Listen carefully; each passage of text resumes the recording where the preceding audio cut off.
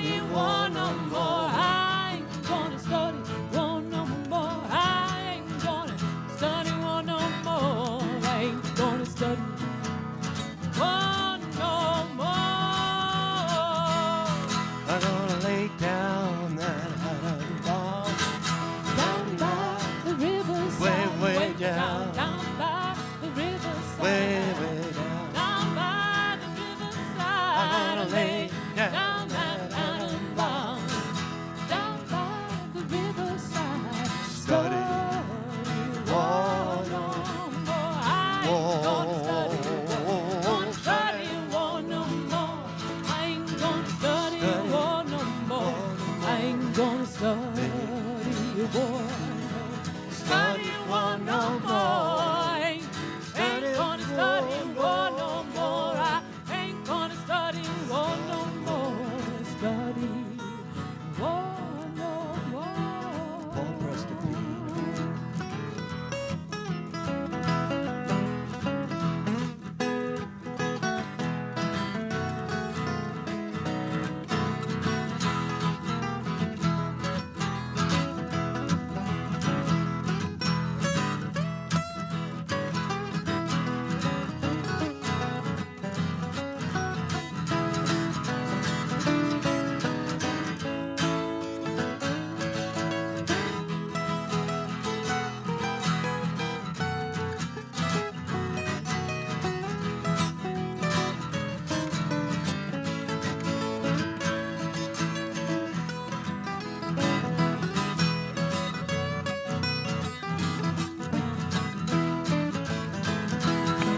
I'm gonna lay down that iron bar down by the riverside, Down by the riverside, down by the Walk with the Prince of riverside. Peace. I'm gonna walk with that Prince of Peace. Down by the riverside, study war no more. I ain't gonna study war no more. I ain't gonna study war no more.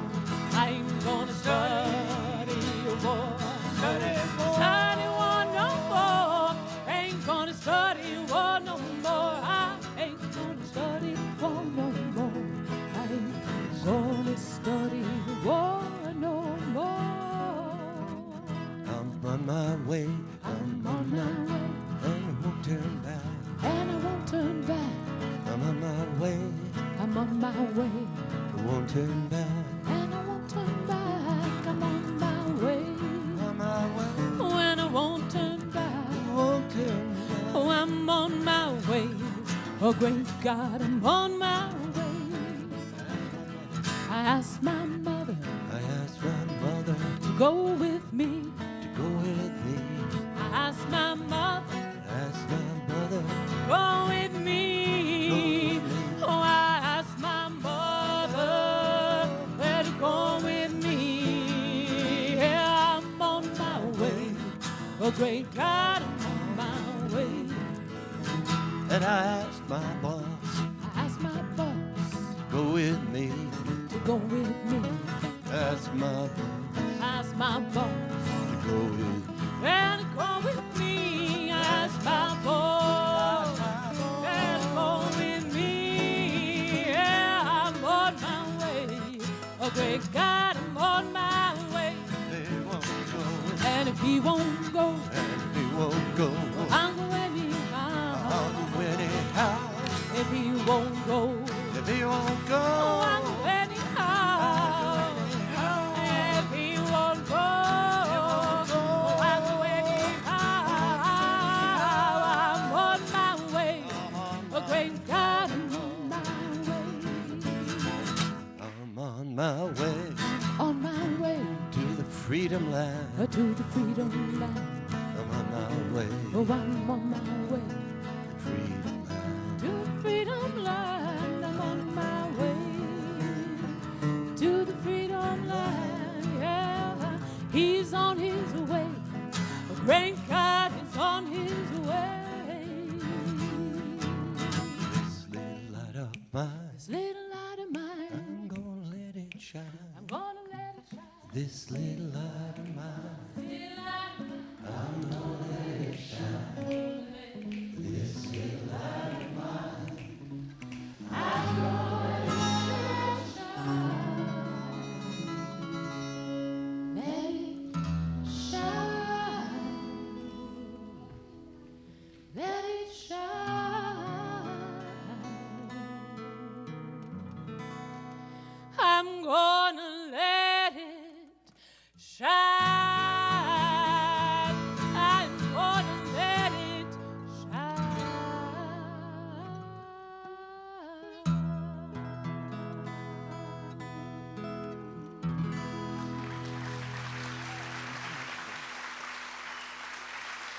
Bring it, bring it. That's it.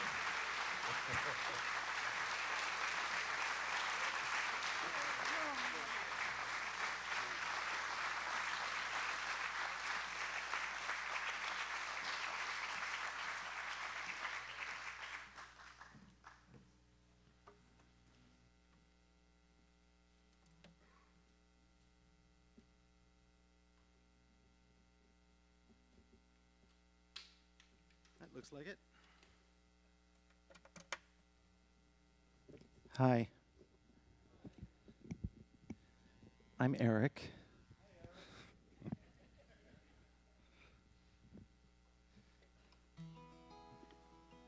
And this is Paul.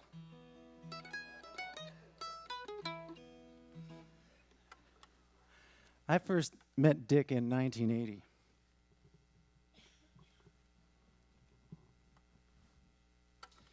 When I was working up the street here at WDST.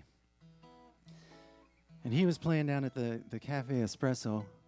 I don't remember who he was playing with that evening, but I just wanted to meet him. So I came down, and after the show, I walked up and I introduced myself.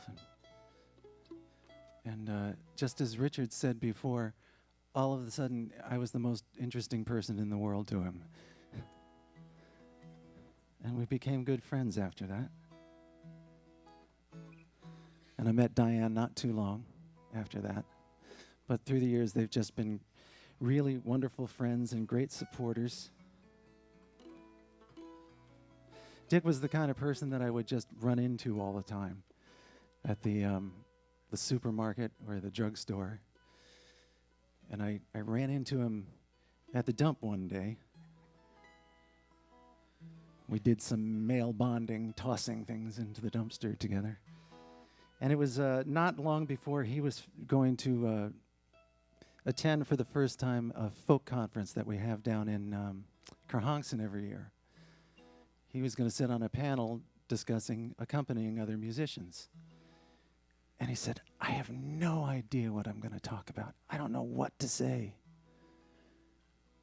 I said, you'll think of something. And he did. Freebo was the moderator of this panel, the bass-playing singer-songwriter Freebo. He introduced Dick, and I think Dick did about 20 minutes straight, just talking about his experiences, and with everybody in the room on the edge of their seat, just enthralled. Well, I was one of those millions of kids around the world who...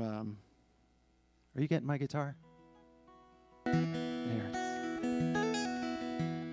Who were enchanted by a song that came on the radio named Puff. You may have heard of it. And after that, I just grew up with the music of Peter, Paul, and Mary. It was just, it defined my childhood. And Diane asked me to sing this John Denver song today because when I was 8 years old, my mother died. And as much as a comfort and a companion that the music of Peter, Paul, and Mary had been up to that point, it really took on a whole new meaning then. The album that the group had out at the time was the album. And I always just kind of imagined that Mary was singing this song just for me.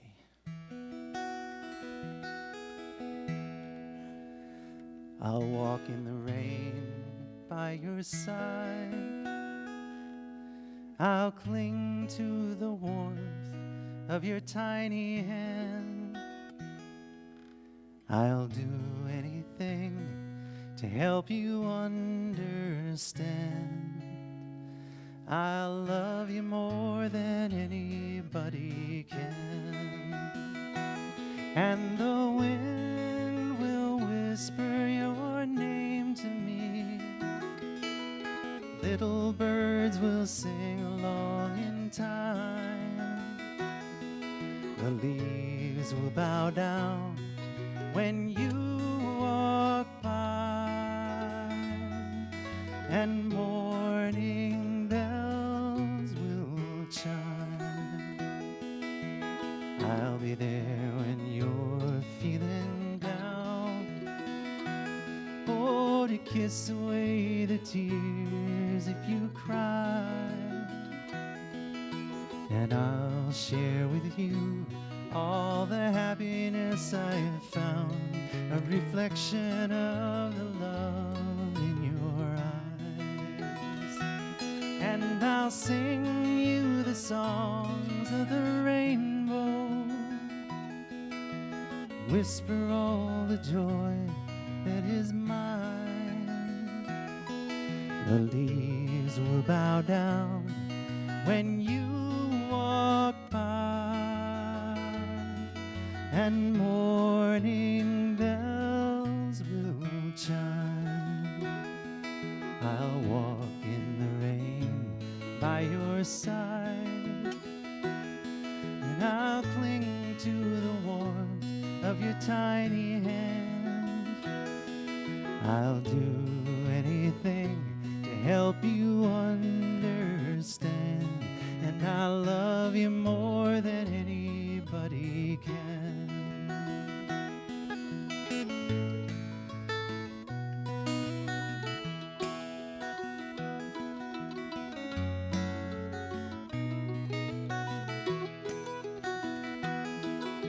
The leaves will bow down when you walk by, and morning bells will chime.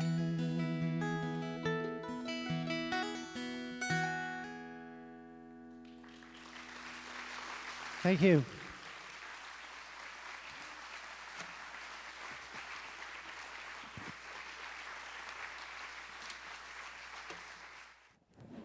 Turn the lights down. I can't.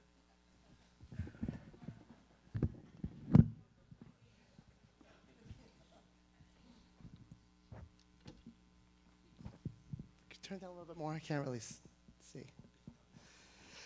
Hi, everyone. I'm John, Dick's son, for those of you that don't know.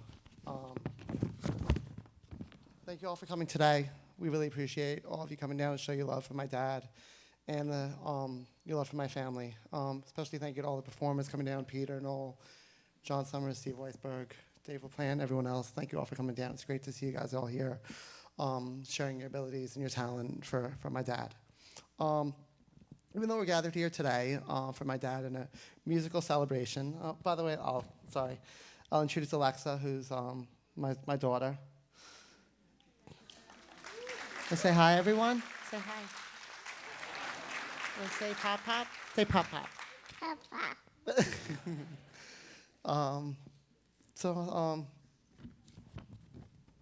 One thing I wanted to do say, I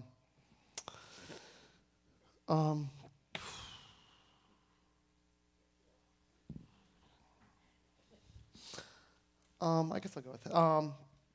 It's kind of funny, given that everyone's here kind of for a musical celebration of my dad, and that music wasn't kind of something that we really shared that much together. I saw him play hundreds of times and absolutely loved it, and have a lot of great memories of growing up with music around, whether it's the first one probably being Tara and I singing If I Had a Hammer at our wedding with Noel, Peter, and my dad.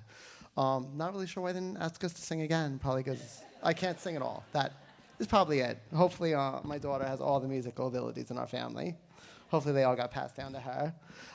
She does love watching Puff the Magic Dragon. I show it to her all the time, and she always sees Pop Pop and waves. I wish she had actually gotten the chance to. One of my favorite memories is being at Westbury in Long Island, where all the kids come down and would give Peter, Paul, and Mary flowers and other gifts and all. I wish she had the chance to do that, and making it especially hard was that she went to her first real concert about a month or two ago. Saw the Fresh Beat Band at Westbury, and the one thing she wanted to do was to rush down and get onto the stage and meet them. So just would have been able to great to have seen that, but she's met him. She did get to meet him and spend a lot of time with him, and is obviously a huge part of each other's lives. I'm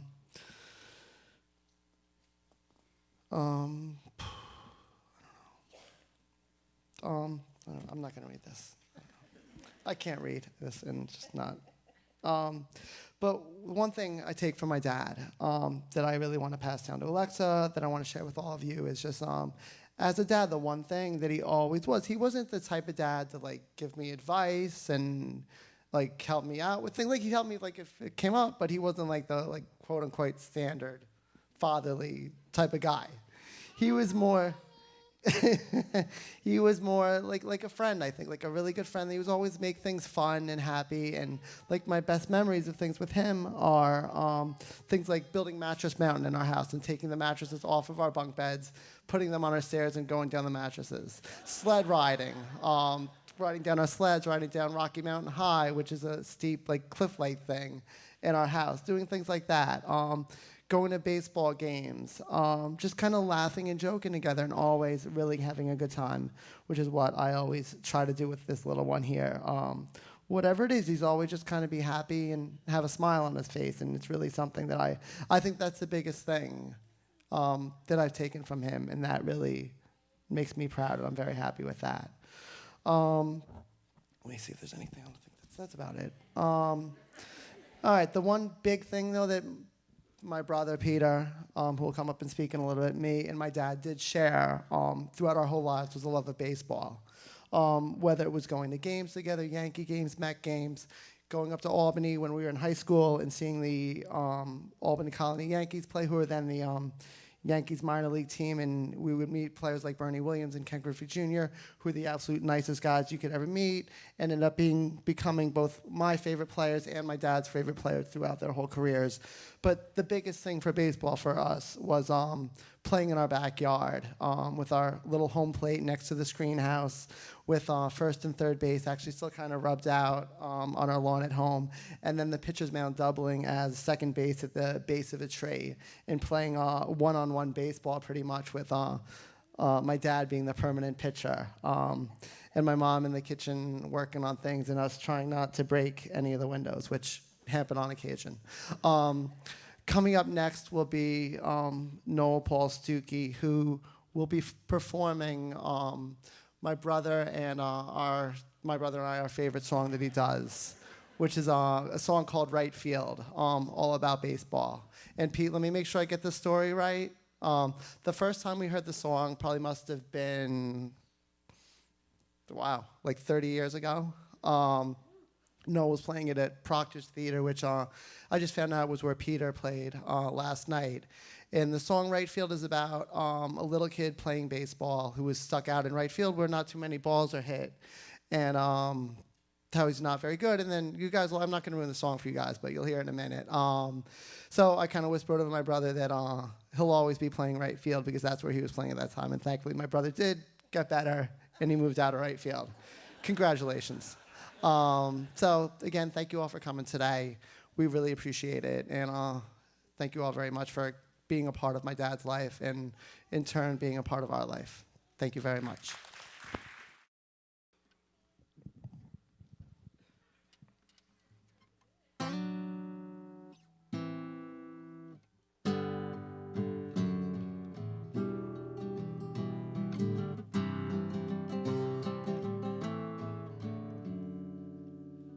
Saturday summers when I was a kid, we'd run to the schoolyard and here's what we did. We'd pick out the captains, we'd choose up the teams. It was always a measure of my self-esteem, 'cause the fastest, the strongest played shortstop and first. The last ones they picked were the worst. I never needed to ask, it was sealed. I just took up my place in right field, playing right field. It's easy, you know. You can be awkward, you can be slow. That's why I'm here in right field, just watching the dandelions grow. Playing right field can be lonely and dull. Little leagues never have lefties that pull. I dream of the day they'd hit one my way. They never did, but still I would pray that I'd make a fantastic catch on the run and not lose the ball in the sun. And then I'd awake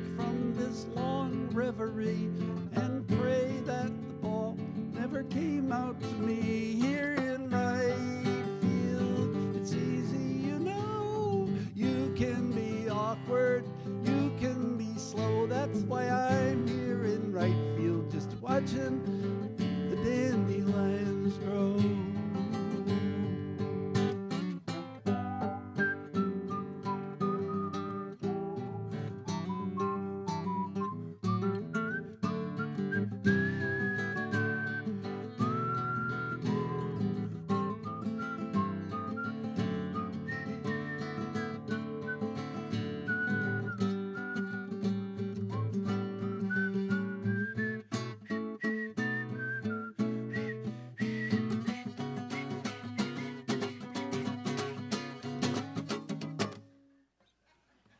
Off in the distance, the game's dragging on. There's strikes on the batter, some runners are on. I don't know the inning, I've forgotten the score. The whole team is yelling and I don't know what for. And suddenly everyone's looking at me. My mind has been wandering, what could it be? They point to the sky and I look up above, and a baseball falls into my glove. And right there, Dick used to go boom on the base. Playing right field, it's important, you know. You gotta know how to catch. You gotta know how to throw. That's why I'm here in right field, just watching the dandelions grow.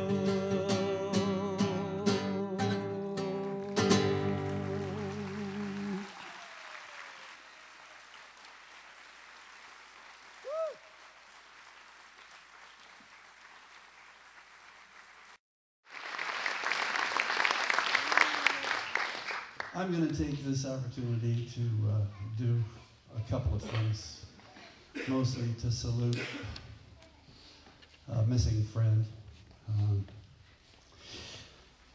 And I'm going to have to make some references because Dick's effect on me and his relationship with you, as you know, was a complex one. I mean, Dick used to say that there are no mistakes, only passing tones. Musicians would probably understand that better, but I think it's a good metaphor for life. And we learn from everything, and Dick felt that way. He loved riffing on coincidence when something would come up. I remember once in the late 60s, we all wanted to go to one of those rare occasions where the concert got called off or we had found ourselves with a free night. And so we elected Dick to call the theater to find out when the movie started. And the woman answered the phone and told him 11:11. And he said, thank you, thank you. That was Dick's way of evening up the cosmic balance, you know.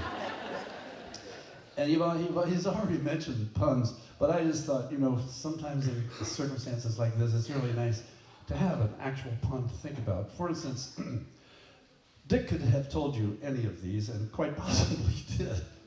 I'm reading a book about anti-gravity. I just can't put it down.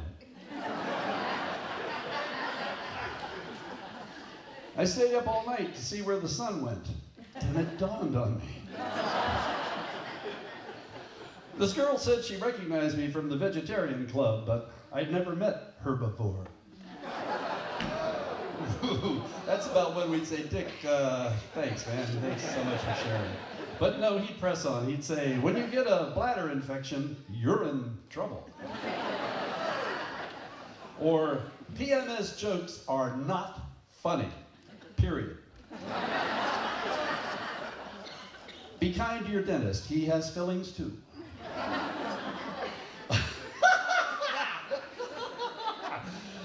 I enjoyed a theatrical performance the other night about puns. It was a play on words. Okay. Well, anyway, I wrote a note to myself saying deep friendships are formed cosmically. And there's some truth in that. It's like they've always been there, only something happens for a period in your time, and then you finally check in with the other person. You go, all right, you're the person that's been missing in my life. Well, you might call that God. Dick never would have. Dick really thought of life as more particle and waves. He asked me a couple of times, you know, would everybody be standing around in heaven? And I said, no, I didn't think so. He said, good. I don't think so either. We all want to be on the same page there, you understand? Because otherwise we'd show up in different parts of the cosmos and never see each other. So Dick, he was a great lover of Arthur C. Clarke. And so I wrote down a few things that he would occasionally say to me. He'd say, Stookie, did you hear what Arthur C. Clarke said about technology? He said, any sufficiently advanced technology is indistinguishable from magic. Yeah, wow, that's something, Dick.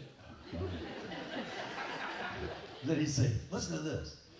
Sometimes I think we're alone in the universe, and sometimes I think we're not. In either case, the idea is quite staggering.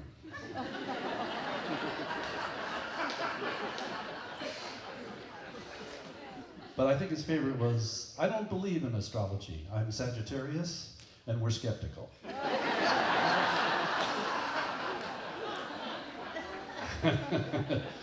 But even cosmic friendships need some time, and they have to pass tests. And we did some naughty stuff together that Peter mentioned 50 years ago, both on and off the road. I won't go into detail about the rather public embarrassment of Mr. and Mrs. Kessler at the Holiday Inn, but given enough refreshment following this event, I might be persuaded to elaborate to a select group of you, no minors, please. Then there was the bachelor party. Dick's bachelor party. Dick, who had never driven a stick shift before, and at 9:30 at night, following 2 excursions to nightclubs, we thought it would be a good idea he tried. So he climbed in the front seat of my car, and we went down Broadway at 9:30 at night. We got pulled over, of course, and while people were puking their guts out on either the doors in the back of the car, Dick was honestly explaining to a policeman that the reason that the erratic driving occurred was because he had never driven a stick shift before and couldn't show him a little mercy. As I recall, he did, and we didn't get a ticket or anything. And when we got back that night, there was a parking spot cosmically provided right in front of Dick's apartment in Queens. When we woke up the next morning, me sleeping on the couch with a black tongue and Dick with a head that could barely get through the bedroom door, we went downstairs to get some breakfast, turned the key on the car and went, we were out of gas. Out of gas. We made it to the parking spot in Queens and we were out of gas. You think God was trying to tell us something? Or some cosmic particle? Well, anyway, I think, well, of course, I've been waiting. I've saved this. I have not wanted to say this until I was here tonight. Hacker! Family members know that. Dick would say that to himself when he made a bad shot at golf, because there was always golf. Dick loved golf. He had some pretensions, I must say. He thought that he could be a good golf coach, even though I don't think he ever broke 80 in his life. Once. Did he? Great. You were there, huh? No, he said. Well, that brings up a good point about Dick's honesty. No, it is true. Dick and I were frustrated once. I'll just tell you briefly because it's been recorded this little bit. But speaking of Dick's honesty, we were in a car together coming from San Diego to Los Angeles, and we had 5 hours that we had set aside to play golf, but we couldn't find a club to play at. So there we are on the freeway, cars going by, and Dick's doing his crossword puzzle, and I get this idea. So I turn to him and I say, okay, we're on the first tee. I take out a 2-iron, and I hit it about 180 yards, and it fades off to the right and rolls down the hill into the trees. And Dick realizes that what we're going to do is play virtual golf in the car on this trip to Los Angeles. So he puts down his crossword puzzle, and he looks at me, he says, okay, he said, I saw what you did. So I take out a 4-iron, and I hit it 200 yards right down the middle. I looked at him and said, Dick, you have never hit a 4-iron 200 yards in your life. I said, I did this time.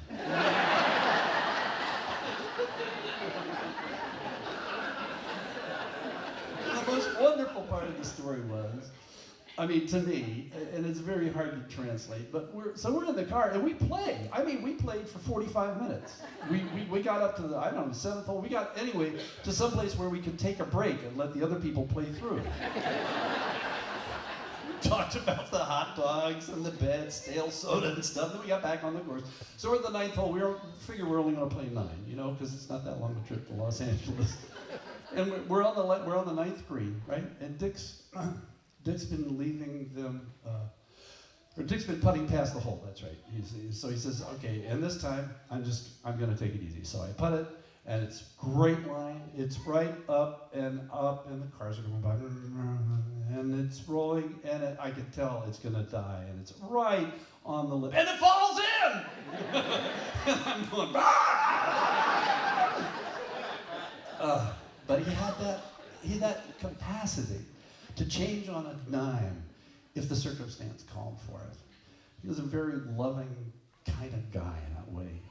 You know, truth and compassion and love was much more important than honor or appearance sometimes. For a city kid, Dick, I love this paragraph. I'm going to read this sentence to you because it's so erudite. Dick understood the tragic undertones of lifestyle choices exemplified in Billy Strayhorn's Lush Life. I quote, I used to visit all the very gay places where one relaxes on the axis of the wheel of life to get the feel of life from jazz and cocktails. Yes, Dick understood these tragic undertones, and so in the 70s, he moved with Diane to Socrates. For a city kid, Dick did pretty well in the country, chopping wood, mowing the lawn, but his idea of exploring the wild was to hit balls into the woods behind his house and then spend the next 2 hours looking for them.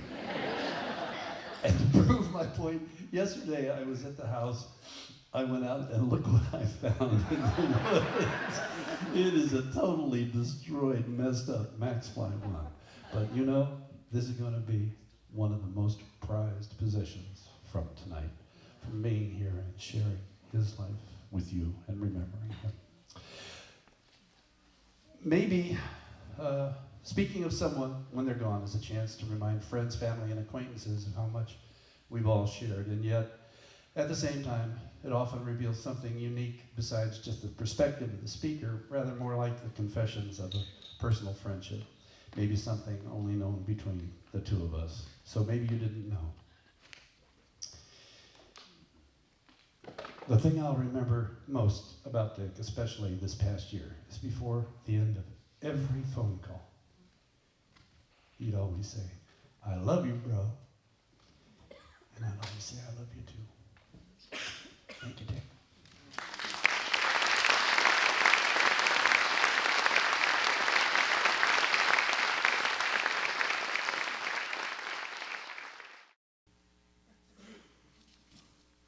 Well, we all know that Dick loved jazz, but he also had a great fondness for a comic, poet, actor of the 30s and 40s called Lord Buckley. This is what one biographer says about Buckley. He was a most immaculately hip aristocrat, His Royal Highness of the far out and prophet of the hip. Lord Buckley was a comedian who didn't tell jokes and a word jazz virtuoso riffing madly on the English language. Buckley combined the frenetic intensity of beat poetry with the lessons and moral heft of biblical tales and historical discourse, holding court over the hipsters, flipsters, and finger-poppin' daddies of the post-war era. He was a true visionary, the original rapper.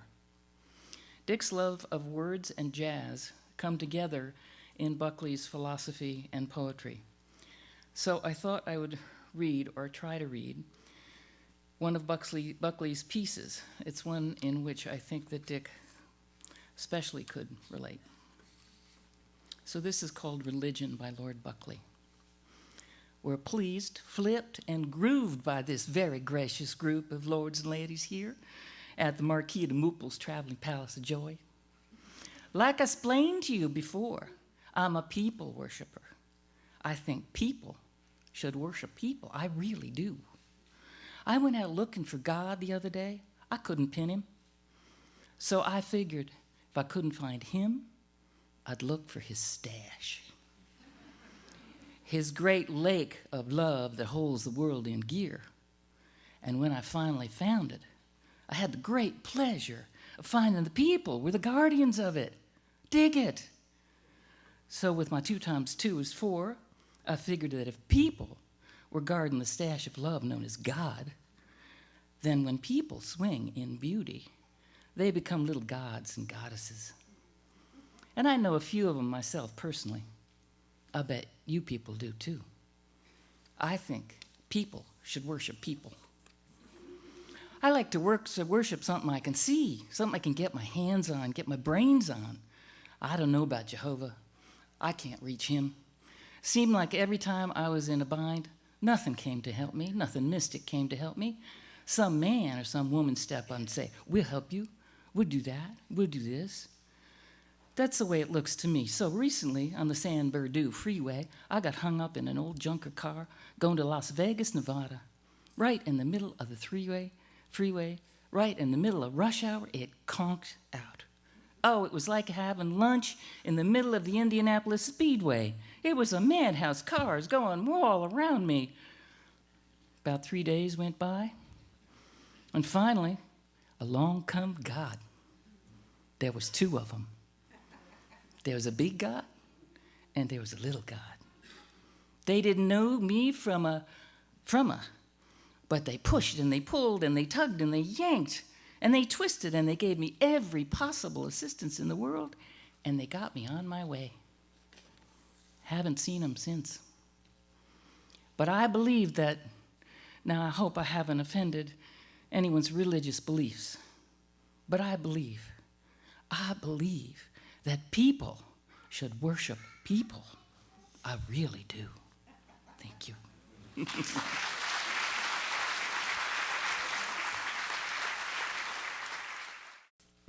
Those of you who, like me, can't read in the dark, I'm Paul Prestipino. Is this thing on? I hope so. Okay, good. I'd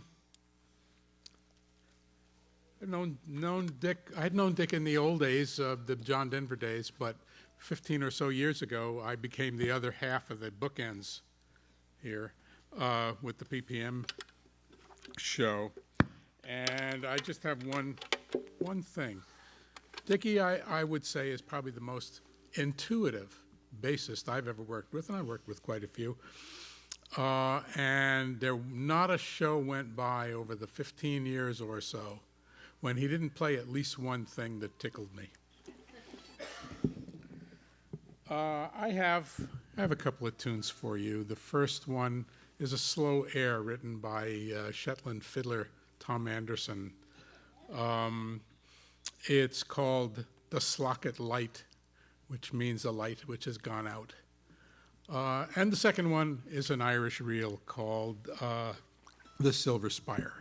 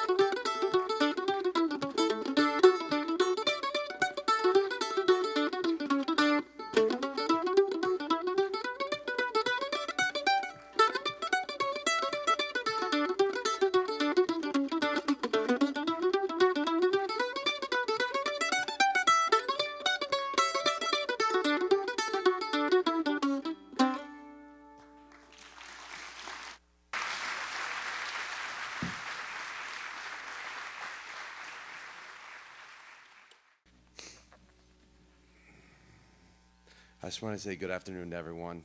And I'm glad to see everyone here today, and I want to thank everyone for coming and for the love and support that everyone has for my father. I apologize, I've been sick all week, I'm a little bit hoarse. But I just had a few things to add. After hearing all the speeches today, after hearing Peter's speech, I also never knew that my dad kept his stash in the base case when he went on the road. That's the first thing. The second thing, and he's right there. The second thing that I can't believe is that you let him get away with it. That's totally not your style. We all know that. And the other thing that I knew today was wherever Noel is, when my dad hit a bad shot, he didn't say hacker. It was something else, and that's how I learned the word too. I just want to say that today there will probably never be a more complete recreation of my father's life than a room full of his closest friends, family members, people he worked with, people he created these wonderful things with, and his presence is always palpable for me, but today it's just a little bit more for me today. And in preparing these remarks, it's been very tough for me because he's such a great man. He was a great man, and he meant so many different things to me. And, you know, the music, like my brother said, was always a part of our life, but it was a very small part of our life. The most important thing that I remember, he was my father, he was my mentor, and he was one of my best friends too, as well as a golfing partner, a backstop, a pitcher, a punching bag, just in case you ever needed it.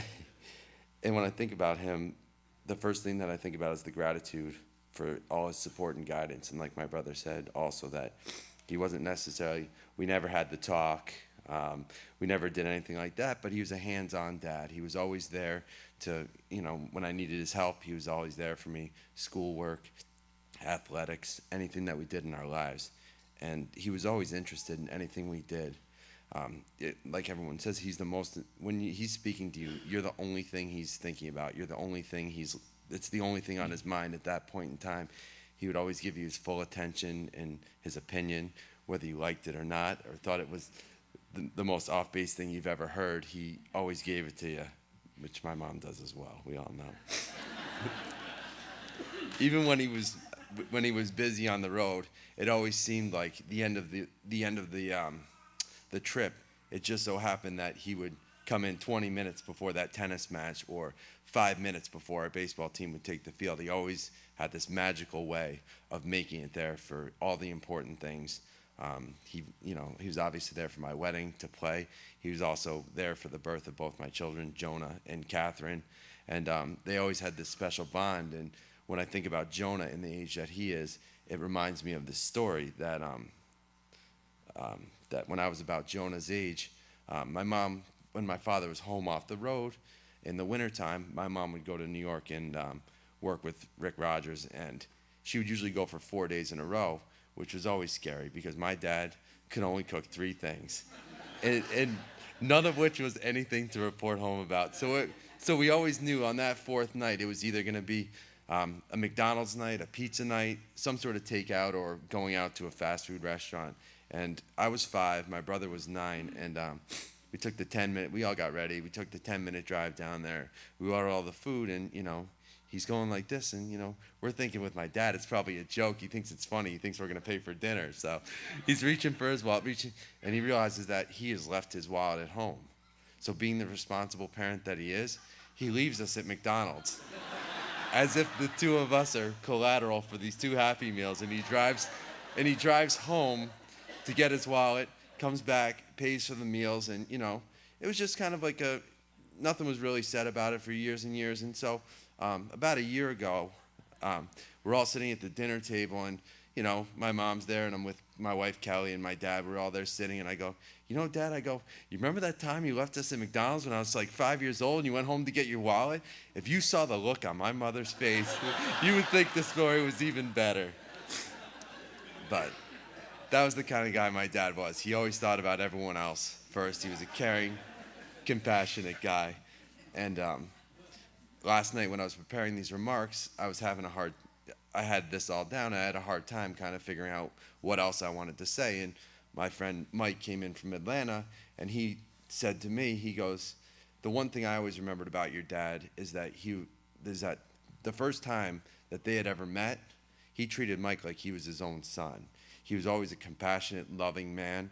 And Mike said that it wasn't a matter of being a guest in our house and them showing him where everything was. He felt like he was being initiated into our family and became, even to this day, a part of our family as well.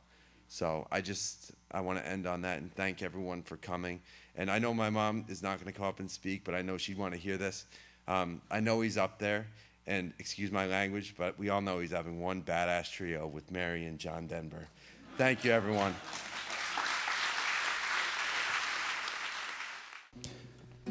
For those of you keeping score, we've added Eddie Mata to the lineup. And I do... Jim Mason? We know him. Jim Mason. Paul Prestipino, you know. And there's Noel. I just want to say that I think it's an incredibly wonderful coincidence that we're singing this song on the occasion of the nearest and therefore largest and brightest full moon of 2012. That's right. That's right. I forgot about that. Yeah. Let's just back it off a bit.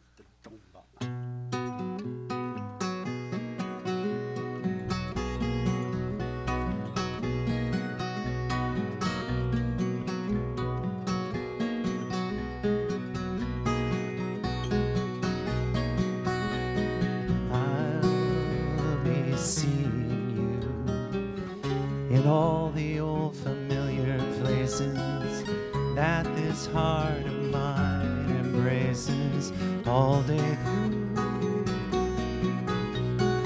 In that small cafe, the park across the way, the children's carousel, the chestnut trees, the wishing well. I'll be seeing you in every lovely summer's day, in everything that's light and gay. I'll always think of you that way. I'll find you in the morning sun, and when the night is new, I'll be looking at the moon, and I'll be seeing you.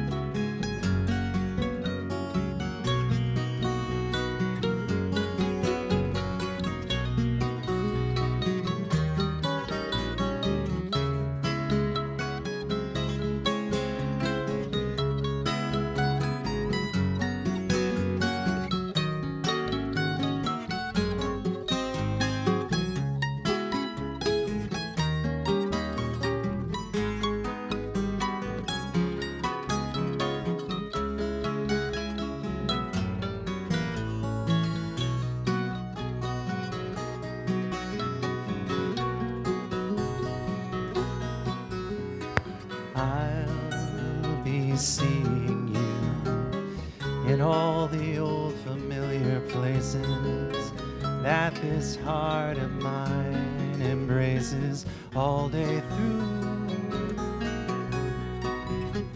In that small cafe, the park across the way, the children's carousel, the chestnut trees, the wishing well. I'll be seeing you in every lovely summer's day, in everything that's light and gay. I'll always think of you that way. I'll find you in the morning sun, and when the night is new, I'll be looking at the moon, and I'll be seeing you.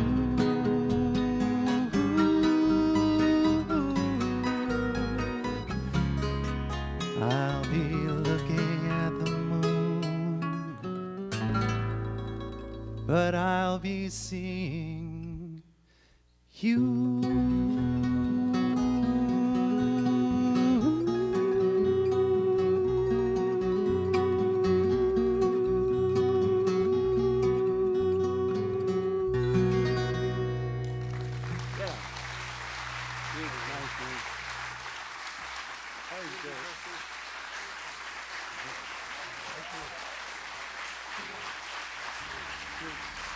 That was Noel's arrangement.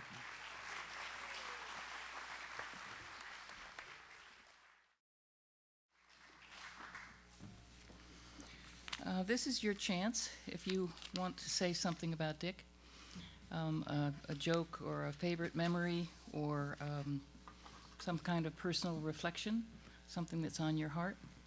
We'll give you a chance to come up and say that. You can either come here or there's a mic down here if the stage is too intimidating, which it is. But we all know that Dick had little patience with long-windedness. So be forewarned that if you hear a soft strumming on a guitar, it's a gentle reminder that maybe it's somebody else's turn.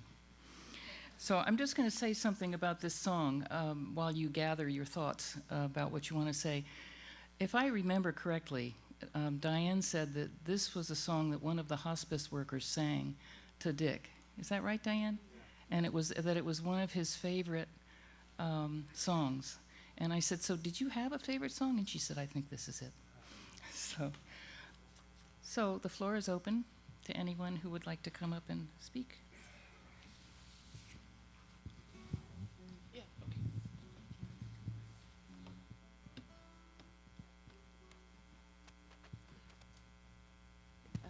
For you that don't know, this is Betty Stuckey, Noel's wife, and a very dear friend of Diane and Dick's family. And it's been a pleasure meeting you. I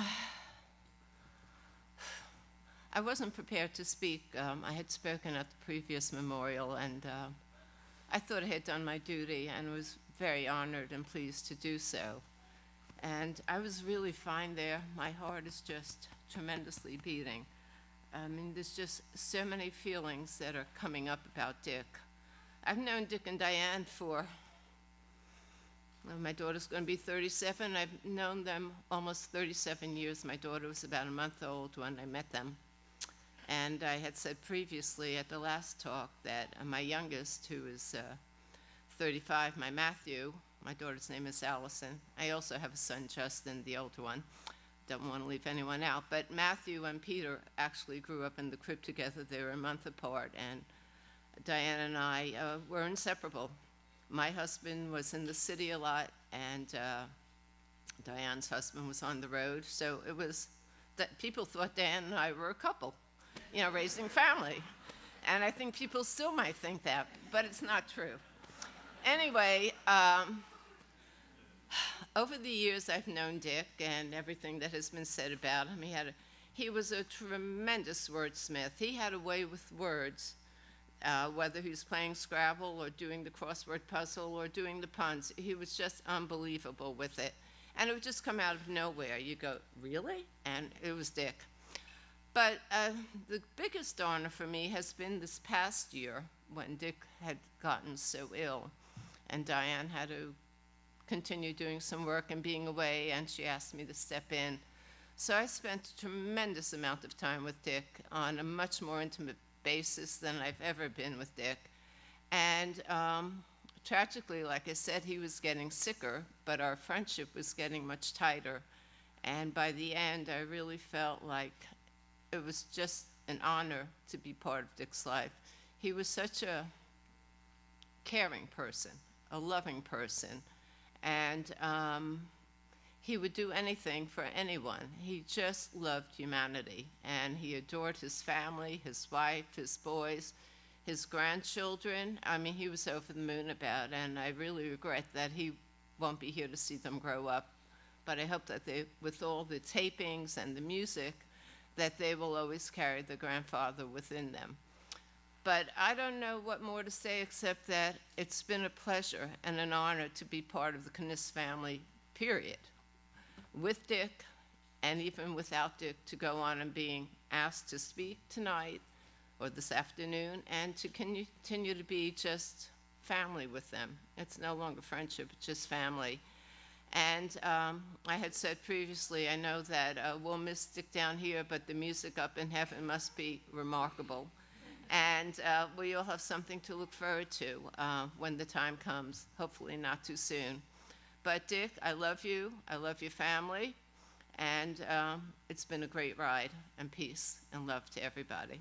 Thank you.